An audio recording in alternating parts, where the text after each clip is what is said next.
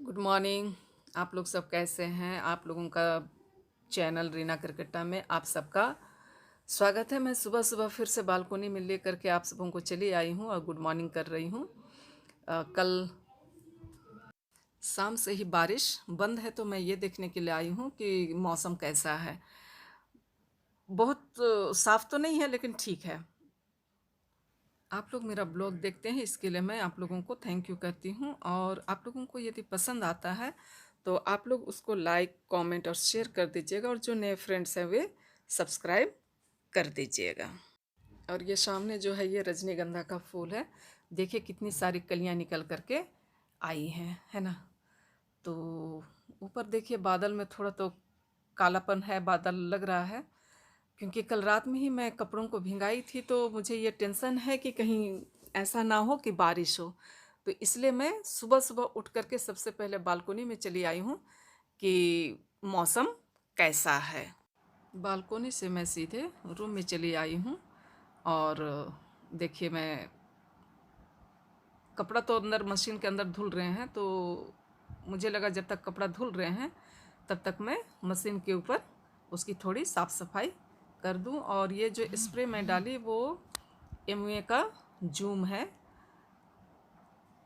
तो उसको स्प्रे करके पोंछने से आराम से सारा साफ़ हो जाता है। और आप लोग ये मत कहिएगा कि टूटा फटा दिख रहा है। हाँ, टूटा टूटा हुआ है, क्योंकि काफ़ी पुरानी मशीन है, कम से कम 10-15 साल हो गया है इसका, लेकिन चल रहा है और अच्छे कंडीशन में है, इसलिए इसे हमने नहीं बदला है। और जब तक इससे हम काम ले सकते हैं तब तक काम लेना है।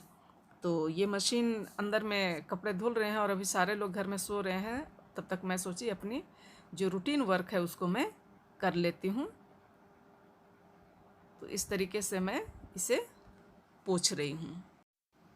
और देखिए यह एकदम बिल्कुल साफ़ लगने लगा है ना। थोड़ा टूटा तो है लेकिन साफ़ है।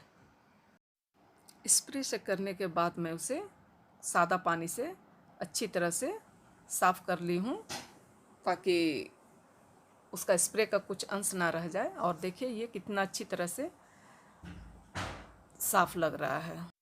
ये मशीन जो है पुरानी भी है और मतलब कि ऑटो कट नहीं है, मैनुअल है। तो इस तरीके से पानी भर रहा है।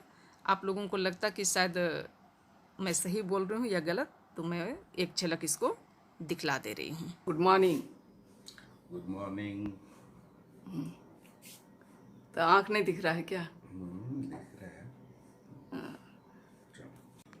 मैं कमरे में काम कर ही रही थी और हस्बैंड उठे, तो मेरा कैमरा जो था वो ऑन था। मैं अचानक से उन्हें गुड मॉर्निंग बोली तो वो सकपका गए, और इस तरीके से फ्रिज से नींबू का एक टुकड़ा लेकर के किचन में चले गए और पानी गर्म करने के लिए दे रहे हैं, है ना। पानी थोड़ा गुनगुना पानी लेकर के सुबह में पीते हैं। मैं भी गुनगुना पानी पीती हूँ, लेकिन मैं सादा गुनगुना पानी पीती हूँ। और हस्बैंड जो है सो गुनगुना पानी के साथ 1 चम्मच डाबर हनी और ये नींबू निचोड़ के पीते हैं। डेली का ये रूटीन है इनका। उसके बाद फ्रेश वगैरह होते हैं। फ्रेश वगैरह कहने का मतलब जो सुबह का जो अपना रूटीन है उसके लिए वो जाएंगे, उसी की तैयारी चल रहा है। तो इस तरीके से नींबू निचोड़ लिए, हनी डाल लिए, और अब पानी डालेंगे। मैं ये नींबू को फेंकती नहीं हूँ। जो एड़ी जो फट जाता है ना, तो एड़ी में जब ज़रूरत पड़ता है तब, अभी तो मेरा एड़ी सही है तो मैं उसे एड़ी में रगड़ लेती हूँ। साफ़ रहता है एड़ी, फटता नहीं है। और इस तरीके से हस्बैंड सुबह का अपना हनी और नींबू पानी पी रहे हैं। मेरे कपड़े सूखे भी नहीं, और देखिए इस तरीके से बारिश होने लगी। सभी कपड़ों को हस्बैंड उठा दिए, लेकिन एक भीगता रह गया। उसको मैं उधर पीछे तरफ पसारी थी, उनका ध्यान गया नहीं। बारिश ने तो आफत मचा दिया है।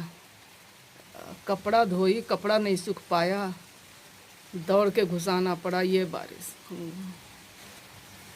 मेरे पौधे तो ठीक हैं लेकिन आधा आधा सब गल गया। जो हाइब्रिड वाला सदाबहार है जिसको बिनका कहते हैं वो तो सब मर गया।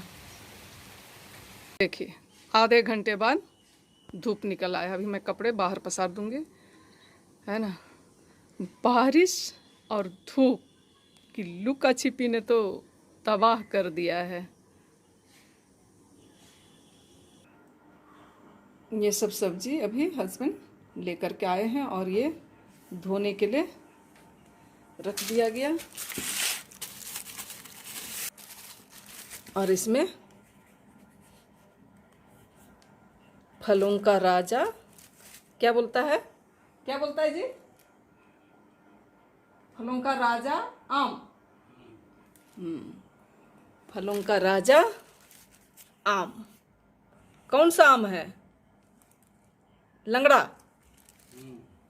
लंगड़ा आम लाए हैं। लंगड़ा है ना लंगड़ी है पता नहीं।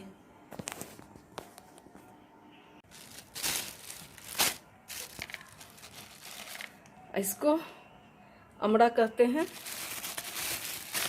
ये भी घोलने में डाल देते हैं धोने के लिए। ये देखिए, आप मीठा बना के खा सकते हैं, खट्टा बना के खा सकते हैं, सब्जी के जैसे खा सकते हैं, जो भी खाना है आप खा सकते हैं।